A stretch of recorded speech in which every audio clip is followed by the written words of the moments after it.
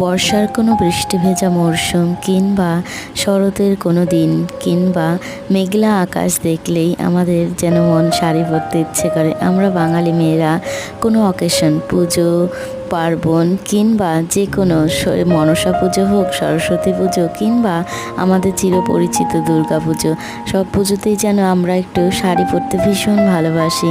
অষ্টমীর সকাল কিংবা হেমন্তের বিকেলে শাড়ি পরে পৌঁছে যাই সেই প্রিয় জায়গাগুলোতে কিংবা প্রিয় কিছু মানুষের কাছে। সত্যি বলতে শাড়ি যেন আমাদের জীবনে একটা আবেগের মতো কাজ করে। প্রত্যেকটা বাঙালি মেয়েই যতই আমরা জিন্স টপ চুড়িদার অনেক কিছুই পরে থাকি, কিন্তু তারপরেও শাড়িটা যেন একটা অনুভূতি। এইখানে কিন্তু আমরা নিজেদেরকে খুইয়ে ফেলি। প্রত্যেকটা অকেশন পারপাসে আমরা কিন্তু সেজে উঠি সেই নতুন বাহারে লাল নীল শাড়ির আদলে একটা নতুন ঘরানায়।